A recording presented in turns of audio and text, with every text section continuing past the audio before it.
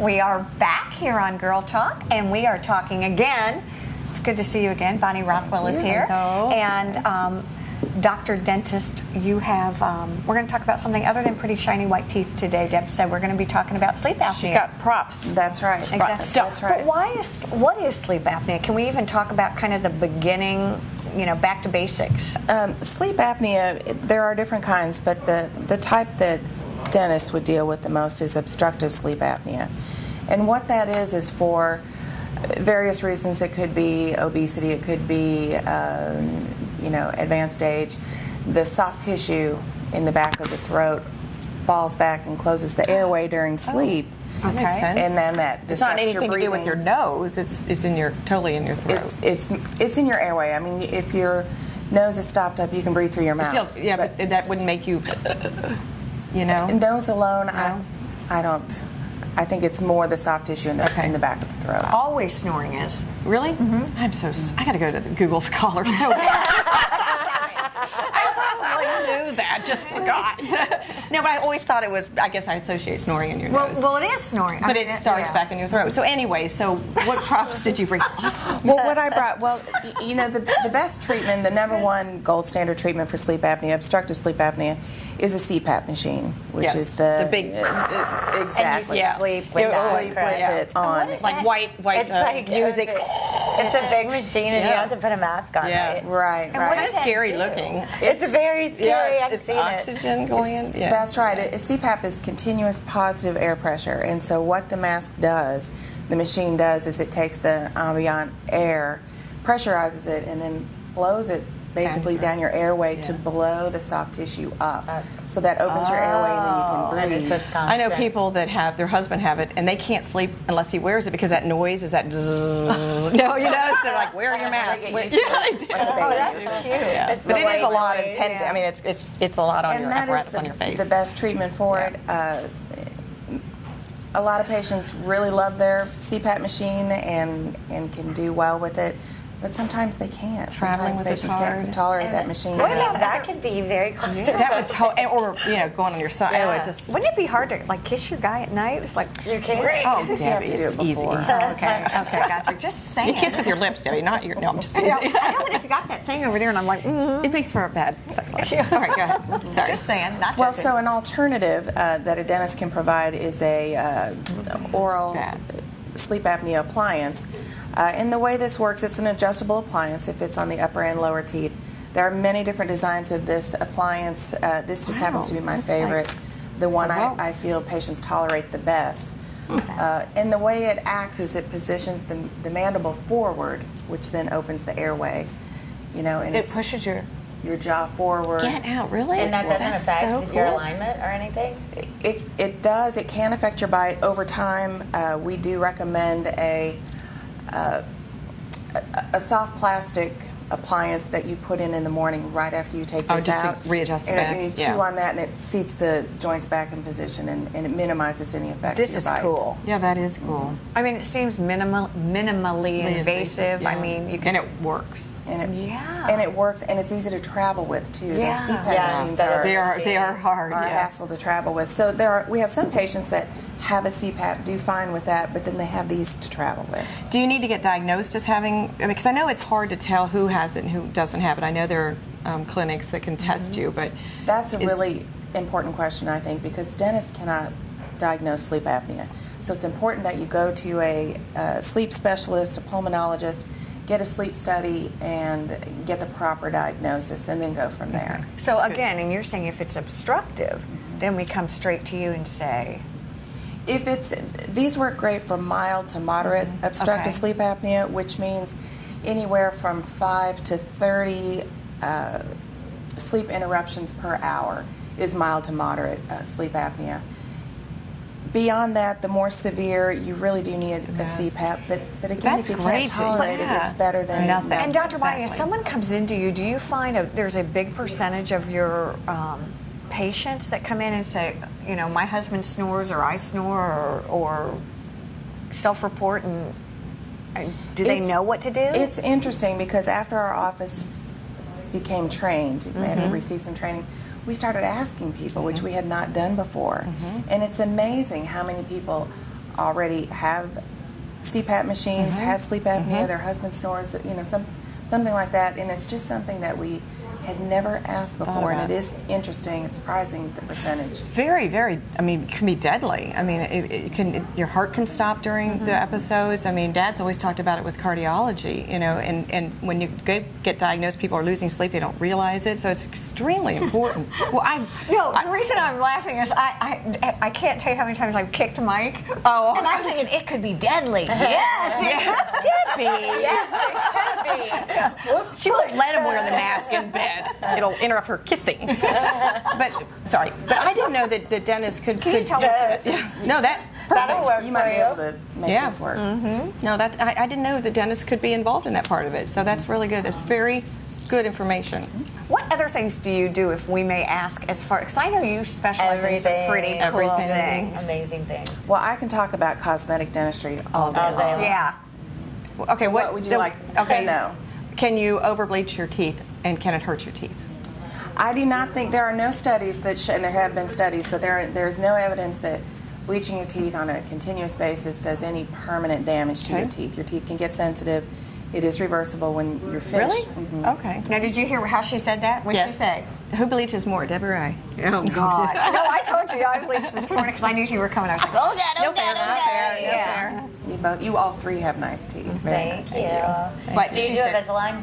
We do Invisalign. Yep. That, I swear, I had that, and it was the greatest thing ever for me because I needed them later in life. Yep, and I hear you. It was embarrassing to get braces, but that worked. I had braces twice, and I had them as an adult. And in my 40s, I remember it was awful. It was like I was picking stuff out of my teeth, getting the colored rubber bands and stuff, But, yeah, exactly. But then you came out with it after me. That's not Will you fair. come back on and talk more about cosmetic stuff? Because there's a bunch of new stuff out there. I think that would be wonderful. We're going to take a quick break here on Girl Talk. Stay with us. We'll be right back. Sponsored by and filmed on location at J. Banks Design, the fresh and innovative retail destination. And by The Greenery, an employee-owned company with a growing tradition since 1973. And by Stoneworks, for tile, for backsplashes, for granite. And by Custom Audio Video, your technology specialist enhancing your home or business with the latest in audio and video electronics.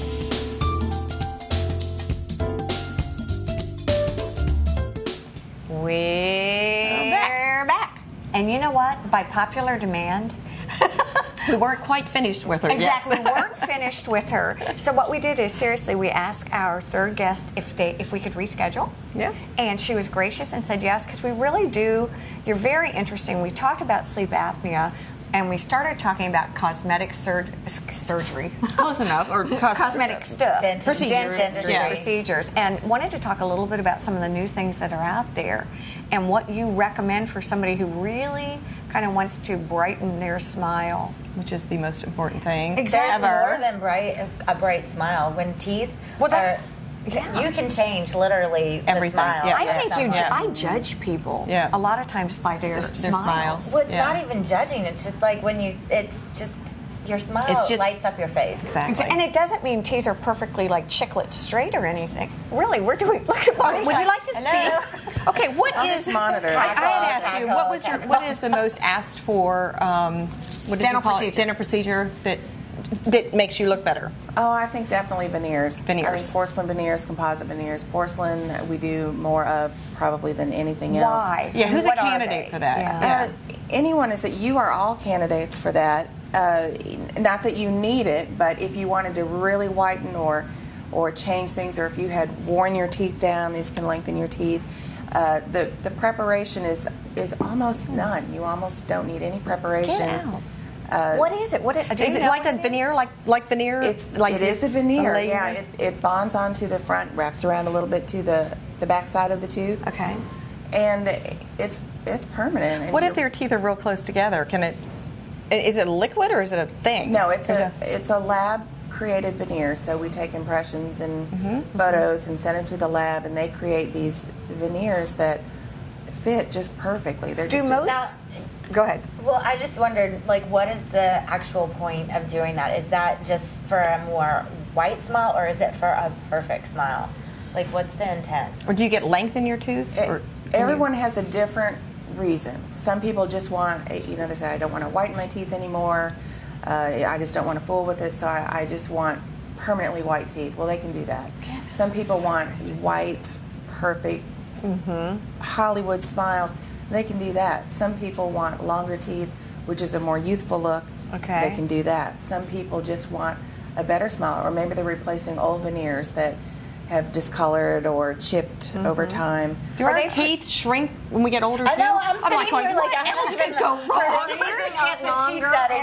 My nose is growing, my ears are my teeth are getting smaller. They wear over time. Teeth wear over time. Oh my gosh. I don't like worry about. Do veneers protect your teeth? They do protect your teeth. They do protect your some people have had maybe a small chip, and then over the years, the filling falls out, and they have to get a new one, and then the filling falls out, and they have to get a new one, and the veneer just ends that. A crown's different than a veneer, A though, crown right? is very different than a veneer, and I think crowns just really don't have to be used as much as they used to be. You have to prep away a lot of tooth structure to do a crown, and we'd rather save all the good, healthy tooth structure that we can. Does red wine affect a veneer, or do? I mean, I'm just thinking if my teeth are going to shrink, I got to prepare. Red wine does not. I mean, it might stain the surface temporarily at the moment, but but the porcelain is not porous; it will not stain. That is just so. So if somebody comes in and they have like a gap in their tooth, is that something that you would use a veneer to cover or to fill in, or is that I don't. Yeah, no, that's a good question. It could be a veneer. You could use 1 or 2 veneers or to fix that situation. Or oftentimes we can do just a little filling, a composite tooth-colored filling to close those spaces. Very conservative also. Going off of veneers and talking about something, I have heard a lot about implants and bridges. Bridges seem to be coming up in my world. Not with me, but just I know other people like that. But are bridges bad? Or do you do bridges? No, what is it? What is a bridge? A bridge is, and an implant both, is you're missing a tooth. A bridge is where you take a tooth on either side of the space, and bridge it. Prepare those teeth as if they were to be crowned, and then you make a 3-unit piece that cements onto those 2 end teeth, and then it has a replacement tooth in the middle. Does it come out, or is it permanent? It's permanently cemented. Okay. Why that over an implant? Cost? There's different reasons. I think a single implant costs about the same as a 3-unit bridge. So the cost is often not a factor, but if you have good healthy bone, if the teeth on either side maybe have not had any dentistry on them, then I would much rather do an implant than prepare good healthy teeth. Oh, that's a good point. To Get rid of those, kind of get rid of them, not really, but cap them. Plus, maintenance-wise, you have to thread the floss under the bridge in order to keep I have it one of those clean. bars. And I'm one of those little exactly like that. Exactly. But are bridges for someone who maybe have had root canals that are but root canals that haven't If you have a root canal on a back tooth, it's important to get a crown put on that because when you have a root canal, you still have your tooth. It's just not a living tooth anymore, so it could fracture. But why would you lose a tooth? Just not caring for it? I guess teeth crack. Go ahead. Say they get old. They get old. They get small. They get. I would say the most often reasons we see a tooth crack is if it has a large old metal filling in it. A tooth can crack around that. That's another good point. Should we? I have one silver left, just one, and they really are bad, aren't they? Are they bad? I think they're bad for the structure of the tooth over time. I mean, you've probably had that since you were a teenager. Little, yeah. So back in the olden days, right? Yeah. So now what you use? But we wouldn't use that silver anymore. If it's small enough, you could replace it with just a tooth-colored filling.